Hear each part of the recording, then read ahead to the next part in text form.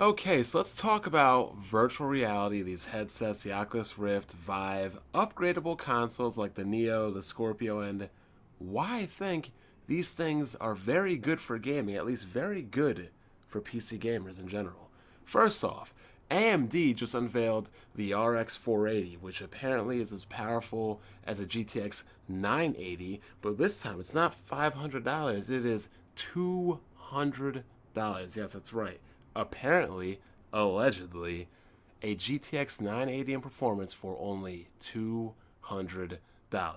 And to me, I don't think anything like this happens unless VR is out there and VR is being pushed. So, like AMD said, people they want to get into VR. VR is out. VR is what is the industry is trying to push right now. It's the next big thing. It's the Brock Lesnar. It is what's happening. But the problem with VR is that you need more power. And in my opinion, that is why we're seeing the Neo, and that is why we're seeing the Scorpio, because we all know that Microsoft is now partnering with Oculus Rift or something like that to actually use VR on their machine. And then we hear that Nintendo is delaying their console a little bit, and they're going to be getting into VR as well. So, VR means more powerful hardware, and more powerful hardware also needs to be cheaper because people need cheap hardware that is powerful to play and utilize VR. Hence why not only is the RX 480 an amazing car in its own right and powerful to play games, but it's good for entry level gaming to go into VR. And that's why I like it, because we are pushing out faster, more efficient, more powerful hardware at a cheaper, more consumer friendly price, more fast, more quickly, more readily than ever. So, the more prominent that VR becomes, the more quickly we will get more powerful gaming hardware, whether it's a console or a video card. And more powerful consoles is a better thing, period, because then we don't have to go through the whole consolization process that PC gamers have to go through when games are made for the lowest common denominator, and then, you all know what happens. So it's better for the lowest common denominator to be higher as opposed to lower, to be stronger as opposed to weaker. Now, a lot of you people might be saying, am I interested in VR? Hell no. But hey, you know what I am interested in? More powerful video cards that come out at a cheaper price. And if these game developers and these hardware manufacturers are trying to push out more power to appease the VR, then guess what?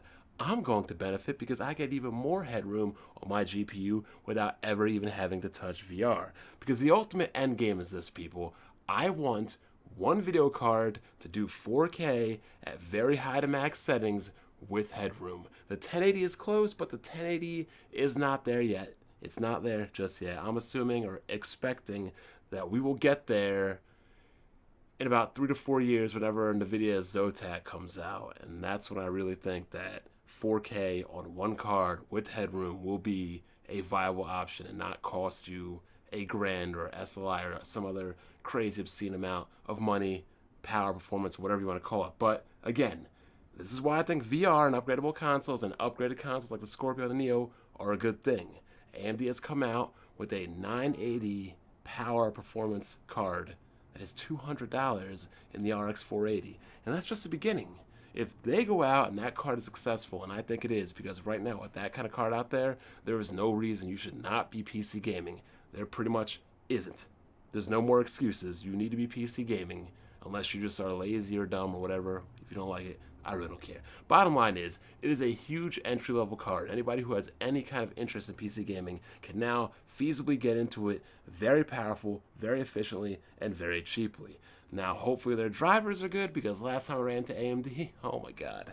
The 6950s, those things drove me up the wall, but apparently they're doing a lot better, and their DX12 drivers are a lot better than NVIDIA's. And speaking of which, no, I've had my issues with AMD with Red Team, but let's not act like NVIDIA's perfect.